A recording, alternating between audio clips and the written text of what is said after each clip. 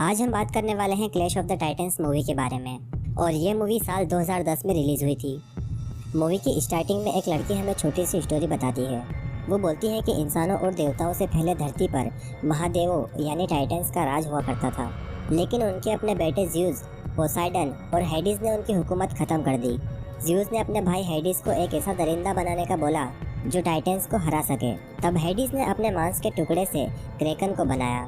इसके बाद ज़्यूस स्वर्ग का राजा बन गया, पोसाइडन समुद्र का राजा और हेडिस के हाथ लगी काली दुनिया की हुकूमत।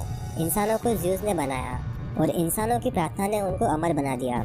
लेकिन बाद में इंसान बदल गया और इंसानों ने देवताओं से बगावत कर ली और उसी दौर में एक बच्चे का जन्म हुआ जो सब कुछ बदलने वाला था।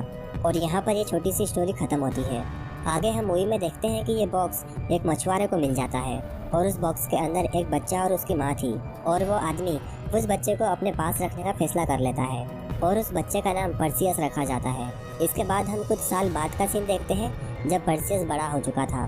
पर्सियस और उसके पापा दोनों मछलियाँ पकड़ रहे थे, लेकिन उनको एक भी मछली नहीं मिलती है और वो इसका दोषी देवताओं को मानते हैं। इसके बाद हम ज़्यूस की मूर्ति को देखते हैं और आर्गस शहर के सिपाही उस मूर्ति को गिरा देते हैं।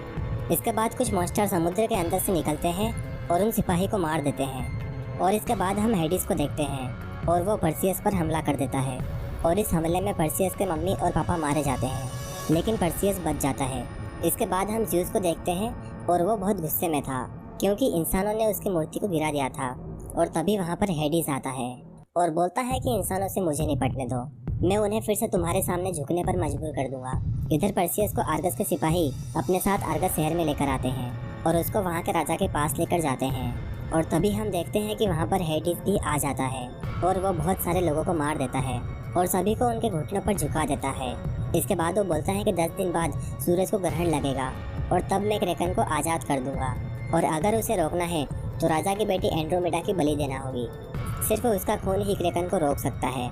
इसके बाद राजा और उसका सिपाही ड्रेको पर्सियस से पूछते हैं क्या तुम ज़्यूस के बेटे हो तो तुम हमें बचा सकते हो।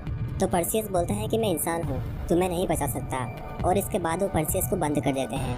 कुछ देर बाद पर्सियस से मिलने आयो नाम की लड़की आती है और वो बोलती है कि तुम ज़्यूस के बेटे हो और एक स्टोरी सुनाती है कि बहुत टाइम से इंसान देवताओं के लिए खिलौना रहे।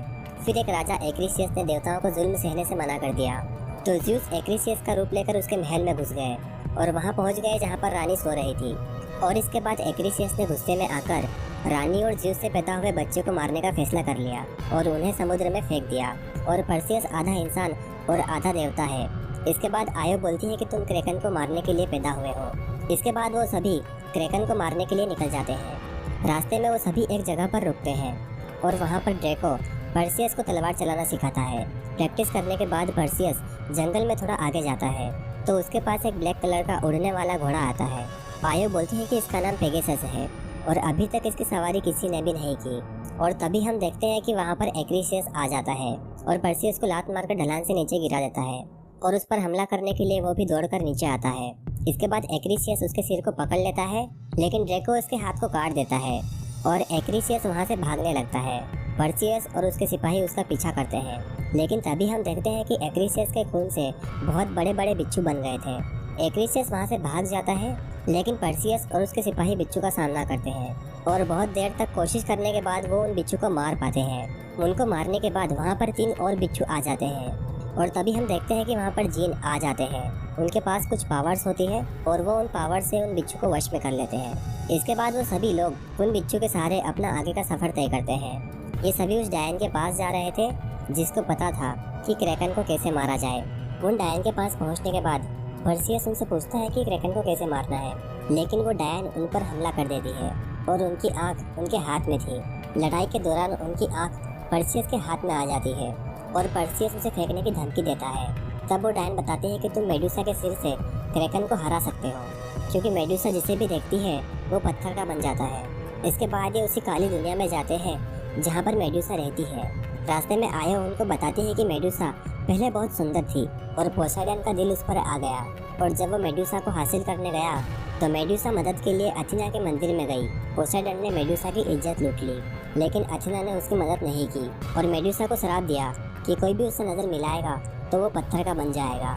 इसके बाद ये पूरी तैयारी के साथ अंदर जाते हैं और वहाँ पर इन्हें मेडुसा के हंसने की आवाज़ सुनाई देती है। इसके बाद मेडुसा तीर से उन पर हमला कर देती है। इसके बाद सभी एक एक करके पत्थर के बन जाते हैं। सिर्फ पर्सियस बचता है और वो मेडुसा का सिर काटने में कामयाब हो जाता है। पर्सियस जब मेडुसा का सिर लेकर बाहर आता है तो एक्रिसियस आयो को मार देता है। इसके बाद एक्रिसियस और पर्सियस की फाइट होती है और पर्सियस एक्रिसियस को भी मार देता है। आयो पर्सियस से बोलती है कि ग्रहण शुरू हो चुका है, तुम जाओ वरना देर हो जाएगी। और इसके बाद आयो मर जाती है। इधर ज्यूस के पास हेडिस आता है और बोलता है कि इंसानों को सबक सिखाने का वक्त आ चुका है। तो ज्यूस बोलता है कि जाओ क्रेकन को आज़ाद कर दो। आर्गस में क्रेकन को रोकने के लिए एंड्रोमेडा को बांधा जाता है और तभी हम देखते हैं कि क्रेकन बाहर आ जाता है और आर्गस शहर को तबाह करने लगता है। इसके बाद हम फिर से ज्यूस को देखते हैं और अब उसकी शक्तियाँ कम हो रही थी। हेडिस ज्यूस के पास आकर बोलता है कि क्रेकन मेरा बच्चा है और वो मेरी पावर्स को बढ़ाता है। तो ज्यूस बोलता है कि क्रेकन को मारने के लिए आर्गस में एक देव मानव है और इसके बाद हेडिस आर्गस जाता है।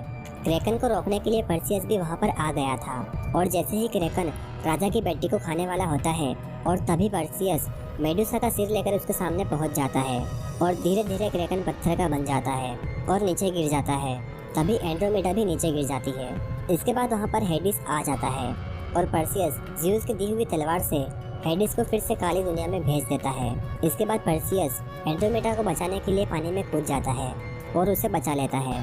एंड्रोमेडा पर्सियस से बोलते हैं कि आर्गस को एक राजा की ज़रूरत है। तो पर्सियस बोलते हैं कि उन्हें रानी की ज़रूरत है और पर्सियस वहाँ से निकल जाता है। इसके बाद ज्यूस पर्सियस के पास आता है और बोलता है कि हेडिस फिर से आएगा, लेकिन दुनिया जानती है कि उसे कौन रोक सकता है। और ज्यूस उसे देवलोक में आने का भी बोलता है, लेकिन पर्सियस आने से मना कर देता है और ये मूवी यहीं पर ख़त्म हो जाती है।